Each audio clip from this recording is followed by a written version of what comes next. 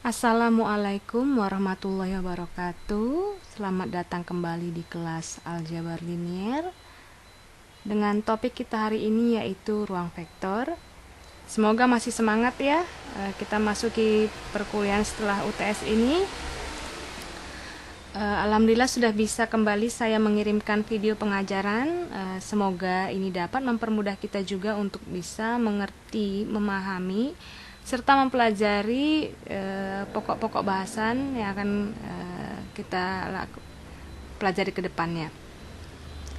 Hari ini materi kita yaitu tentang ruang vektor. Oke.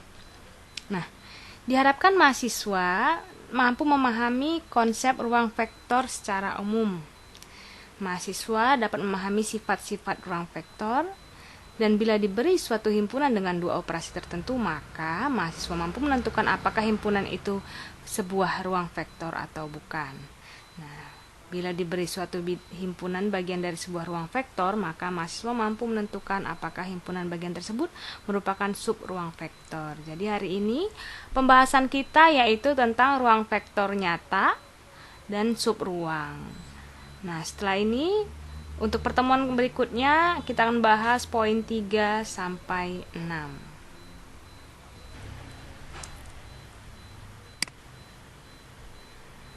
Oke, sebelum memasuki materi ruang vektor, pertama-tama saya akan sedikit mengkilas balik tentang vektor. Vektor adalah sebuah besaran yang memiliki arah. Jadi, vektor ini merupakan besaran seperti besaran lainnya, namun ini memiliki arah, sehingga dalam penjumlahannya atau dalam melakukan operasi matematikanya ada sedikit perbedaan daripada jika dibandingkan dengan besaran yang lain. Vektor juga dapat digambarkan sebagai panah yang menunjukkan arah vektor dan panjang garisnya disebut juga besar vektor. Sebagai contoh di sini untuk gambar A, ada vektor A dan vektor B. Oke. Apabila vektor A dan vektor B dijumlahkan, maka hasilnya seperti gambar C. Oke. Nah, sebuah vektor di R pangkat 2 atau di dimensi 2, misalnya vektor U, dijelaskan yaitu terdiri dari U1 dan U2. Artinya terdapat penjelasan untuk mengetahui letak vektor U ini yaitu dengan koordinat X1 dan Y1, di mana dijelaskan di sini U1, U2 atau koordinat X, Y. Inilah yang menandakan posisi dari vektor U tersebut. Nah, ada juga ruang di R pangkat 3 ataupun dimensi 3, di mana vektor U ini terdiri dari U1, U2, U3 yang untuk menjelaskan letak vektornya. Itu ya. Nah, bentuk analitik dari vektor itu disajikan dalam bentuk X, A, I plus DJ. Jadi ada tambahan untuk posisinya. Ini menandakan di bagian I dan di bagian J. Ini ada bentuk analitik dan bentuk komponennya dapat dituliskan seperti ini. Oke, jelas ya? Ini adalah penyajian vektor. Nah, vektor 0 yaitu vektor yang semua entry-nya 0. Misalkan vektor 0 itu isinya 0, 0, 0 gitu ya. Artinya dia dimulai dari titik 0,0. Nih, misalkan UV bagian dari Rn, ruang N, dua vektor disebut sama, atau maksudnya U sama dengan V, jika dan hanya jika U1 sama dengan V1. U2 sama dengan V2 dan seterusnya. Artinya semua entry yang seletak itu sama. Nah, ini dia arah J, arah I. Ini yang menentukan agar kita mengetahui letak posisi dari vektor tersebut. Operasi-operasi pada vektor ini dapat dipelajari dari pertemuan sebelumnya. Saya sudah menjelaskan untuk membaca buku kita, yaitu pada halaman 64. Namun untuk mengetahui pengantar dari vektor itu sendiri dapat dibaca di halaman 13 hingga halaman 20. Dan itu sudah saya sajikan sekilas pada slide yang tadi. Nah, kita masuki pelajaran mengenai ruang vektor di buku ini di halaman 64.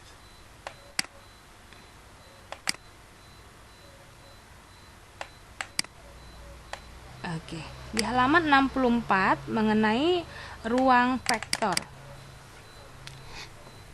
Jadi sebelumnya kita sudah mempelajari vektor pada ruang 2 dimensi atau R kuadrat dan ruang 3 dimensi atau R pangkat 3. Dan bab ini saat ini kita mengembangkannya lagi untuk membuat kita lebih mengerti, dapat pengertian lebih tentang geometriknya ya dari vektor ini. Sehingga kedepannya kita bisa lebih mengerti atau bisa menjawab apabila sudah dikembangkan menjadi R pangkat 4, R pangkat 5, bahkan sampai R pangkat N. Oke, kita baca definisinya dulu.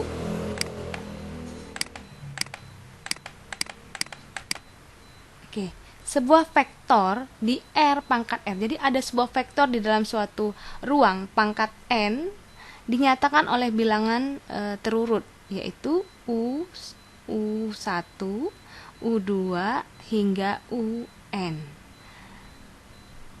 Vektor 0 yaitu vektor yang semua entry-nya 0 seperti yang sudah dijelaskan tadi ya.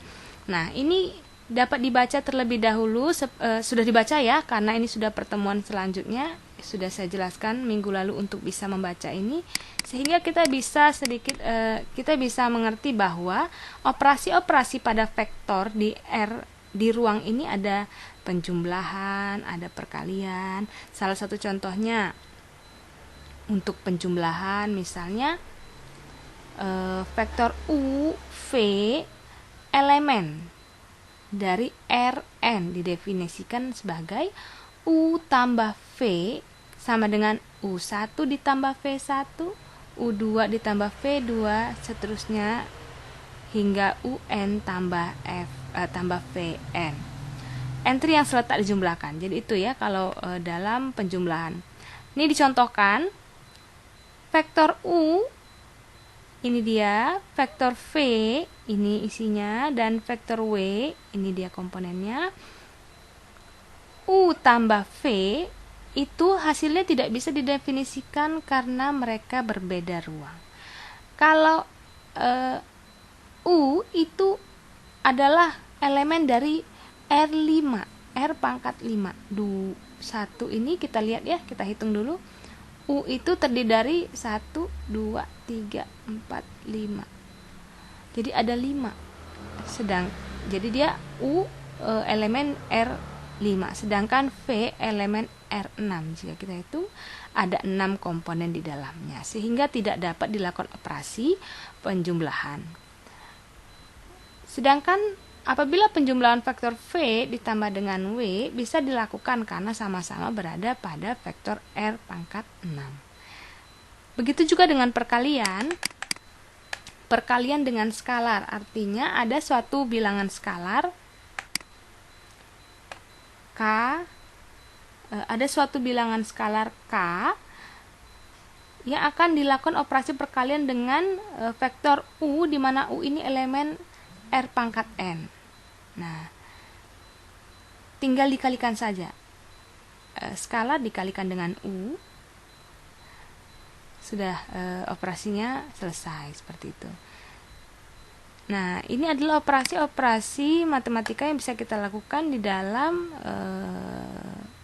vektor. Nah, sifat-sifat penjumlahan dan perkalian ini dapat dibaca. Kumulatif dapat dijumlahkan, asosiatif dapat dikelompokkan dan dilakukan operasi penjumlahan pada dapat dikelompokkan terlebih dahulu, lalu dilakukan penjumlahan dan dikeluarkan dan bedakan kembali pengelompokannya, itu asosiatif ya. Nah, ini sudah dibaca. Saya rasa ini sangat mudah untuk dimengerti tentang operasi-operasi apa saja yang sudah bisa dilakukan ya. Nah, latihan ini dapat dikerjakan untuk membantu kita lebih mengerti ya. Oke, kita masuk pada pokok bahasan kita hari ini, yaitu ruang vektor. Seperti yang dinyatakan sebelumnya, bahwa vektor Rn dan matriks M yang terdiri N kali M memiliki dilengkapi dengan operasi penjumlahan dan perkalian dengan skalar. Dan ini untuk mengetahui apakah terdefinisi sebagai ruang vektor atau tidak, dia harus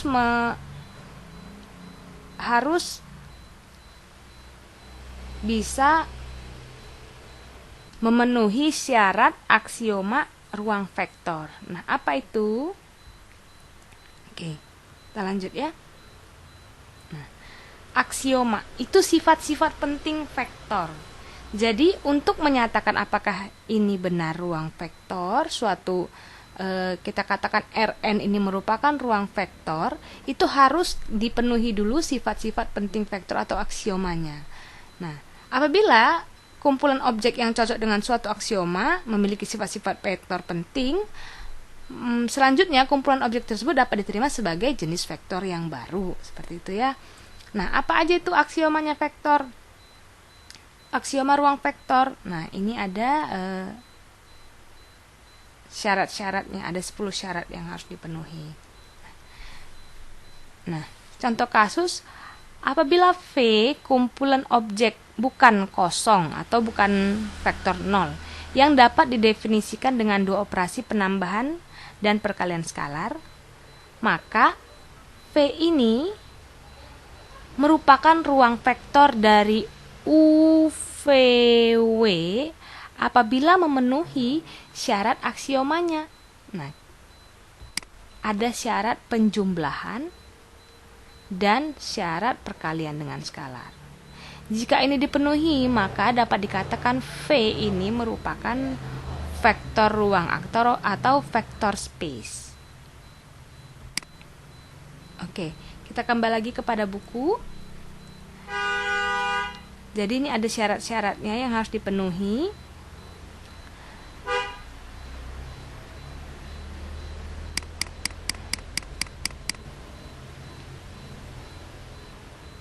Kita lihat contohnya ya, langsung.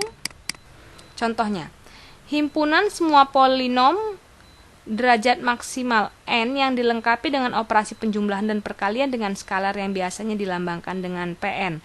Jadi di sini yang akan disebut sebagai, yang akan kita cari tahu apakah ruang vektor atau tidak adalah Pn ini ya. Bentuk polinomnya ini. Maka salah satu contohnya adalah apakah benar Pn ini merupakan ruang vektor. Kita akan buktikan apabila PQ ini merupakan komponen dari ruang vektor Pn. Jadi kita akan membuktikan P dan Q ini apakah memenuhi sifat yang 10 ini. Jika memenuhi, maka Pn ini termasuk ruang vektor. Yang pertama adalah sifat, kita lihat, sifat penjumlahan tertutup ya. Ada penjumlahan, ada tertutup penjumlahan, kumulatif, asosiatif. Nah, kita coba untuk mencari tahunya dulu.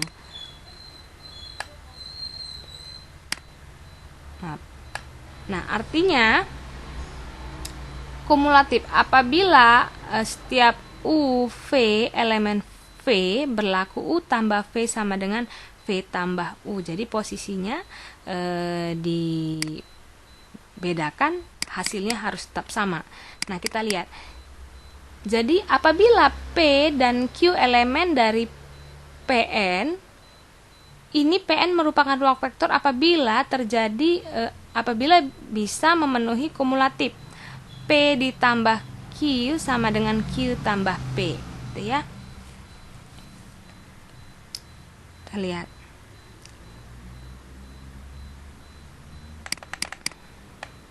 Nih. Kumulatif ya yang sifat keduanya. P ditambah Q. Nah, ini adalah elemen dari P, ini adalah elemen dari Q. Jika ditambahkan P ditambah Q, hasilnya adalah langsung saja ditambahkan A0 dengan B0 ditambah dengan A1X tambah B1X, A1X tambah B1X, X-nya di luar, seterusnya. Dan apabila dibalik hasilnya ini tadi P tambah Q, hasilnya adalah ini, dan Q tambah P, hasilnya adalah ini ya, dari B di luarnya. P tambah Q ini seharusnya Q tambah P karena dia memulai dari B lalu A ya. Ini hasilnya adalah sama. Nah, apabila dia hasilnya tetap sama, maka terbukti bahwa PN ruang vektor. Oke, kita lihat sifat-sifat yang lain. Yang tadi penjumlahan, kita coba lihat dengan operasi perkalian nih. P elemen PN berarti dapat diuraikan sebagai P elemen dari PN apabila dikalikan dengan K, dikalikan dengan skalar, hasilnya sama. Jadi K dikali P bisa menghasilkan nilai yang ini. Tuh. Jika dia dikalikan skalar, hasilnya akan seperti ini, dikalikan langsung ke masing-masing komponennya, maka PN ini adalah ruang vektor dari P. Nah, begitu juga untuk operasi perkalian yang ini. Nah, sudah dicek ke 10-10-nya. Apabila semua memenuhi, maka hasil akhirnya kita bisa membuktikan PN merupakan ruang vektor dari P dan Q tadi. Ya, kita mengecek 10 sifat atau 10 aksiomanya tadi ya. Nah, itu yang pertama.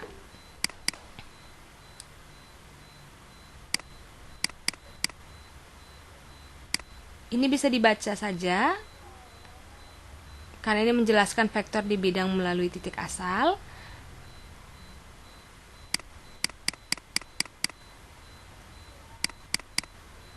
Nah, kita akan coba untuk mengetahui bagaimana satu kasus yang menyatakan bahwa itu bukan ruang vektor. Dicontohkan di sini yaitu V, himpunan semua vektor di R pangkat 3 ya. Ini adalah ruang vektornya V. Komponennya dia menyatakan di sini ada U dan V. Bagaimana kita menjelaskan memberi sangkalan bahwasanya V ini bukanlah ruang vektor. Nah, kita contohkan di sini, contoh penyangkal. Kita katakan bahwa V ini merupakan ruang vektor dengan komponen A dan B. Kita harus membuktikan satu sifat. Yang pertama mungkin untuk yang nomor 2 ya, yang di atas tadi aksioma kedua yaitu sifat komutatif, di mana apabila terjadi perbedaan letak penjumlahan, yang pertama A tambah B itu harus sama dengan B tambah A. Gitu ya. Nah, di sini komponen A, di sini komponen B. Yang pertama komponen A ditambahkan dengan komponen B.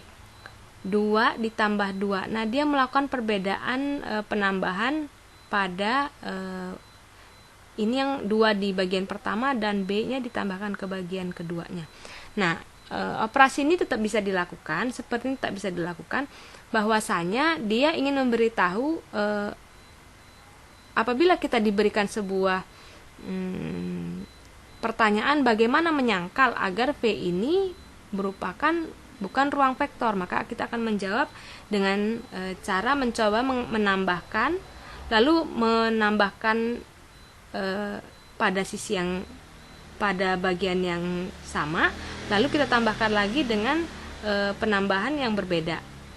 Nah, di sini hasil A tambah B adalah 473, sementara B ditambah A hasilnya adalah 743. Nah, A tambah B tidak sama dengan B tambah A, berarti tidak memenuhi aksioma kedua, yaitu komutatif. Sehingga dengan ini kita bisa mengatakan bahwa V ini bukan ruang vektor. Oke. Nah, di sini ada latihan juga untuk membuat kita bisa lebih kritis dalam menentukan apakah V ini atau Rn ini merupakan sebuah ruang vektor dari komponen-komponen yang tertera. Nah, misalnya ini nomor 1. Misalkan V himpunan semua vektor di R pangkat 3 dengan operasi yang didefinisikan sebagai berikut. U-nya merupakan U1, U2, U3, V-nya merupakan V1, V2, V3, maka U tambah V adalah ini, ya. Sedangkan K kali U, KU1, KU2, KU3. Nah, coba di sini. Kita diminta untuk menunjukkan apakah atau membuktikan apakah ini V ini merupakan ruang vektor dari komponen U dan komponen V. Dengan mencari tahu apakah hasil penjumlahan atau perkalian dengan skalarnya sesuai dengan aksiomanya. Salah satu contoh ini nomor 1. Nah, di sini tidak U tambah V hasilnya U1 tambah V1, iya benar. Di sini U2 tambah 2V2, U2 tambah 2V2. Ya. Ini tidak bisa. Karena seharusnya U2 ditambah V2. Sifat pertama tadi kita cek ya. Sifatnya yang pertama yaitu sifat sifat asosiatif bilangan real. Oke. Kita lihat. Nih. Tertutup penjumlahan. Jadi penjumlahan itu tidak bisa masuk komponen lain. Jadi dia hanya tertutup pada penjumlahan yang sudah dijabarkan dari masing-masing U dan V. Seperti itu. Dicontohkan di sini tidak ada komponen lain untuk penjumlahan ini, hanya adalah komponen yang ada pada P dan Q, tidak ada isi hasil penjumlahannya dari yang lain. Sementara dari soal yang tadi, dari soal kita tadi diketahui bahwa seharusnya di sini adalah U2 tambah V2, tapi masuk komponen lain yaitu 2, sehingga penjumlahan ini tidak tertutup. Oleh sebab itu dari hasil evaluasi pada aksioma nomor 1, maka V ini bukan merupakan ruang vektor. Sedangkan K pengaliannya ya benar, apabila dikalikan dengan skalar maka dia langsung dikalikan kepada masing-masing komponennya. K dikali vektor U, skalar K dikali vektor U, hasilnya adalah K U1, K U2, K U3. Kita lihat di sini di yang nomor 6 ya. Jika dia dilakukan pengalian dengan skalar, maka dia langsung dikalikan ke masing-masing komponennya. Oke. Nah, untuk aksioma 6 dipenuhi, tapi aksioma 1 tidak dipenuhi. Oleh sebab itu, untuk soal latihan nomor 1 ini, maka kita menyangkal. Kita melakukan penyangkalan bahwasanya V itu tidak termasuk ruang vektor. V tidak termasuk ruang vektor. Itu ya. Nah, jadi pada latihan ini kita hanya harus mengevaluasi dari 10 aksioma itu, apabila ada satu atau beberapa aksioma yang tidak dipenuhi, maka tidak dapat dikatakan V sebagai ruang vektor. Begitu seterusnya untuk ruang vektor. Nah, kita memasuki yang selanjutnya yaitu subruang. Oke. Untuk subruang, definisinya yaitu V misalkan V ruang vektor, maka U ini dibaca sub ruang dari V. Jadi ruang vektornya V, maka U merupakan sub ruang dari V, dan U bukan elemen vektor kosong atau vektor 0 ya. Jadi dia dikatakan sub ruang apabila tidak merupakan vektor 0 atau vektor kosong.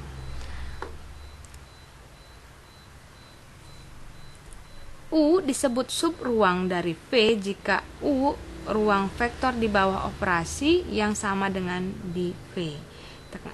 Kita lihat contohnya ya. Video ini akan saya selesaikan sampai di sini karena ada keterbatasan waktu perekaman.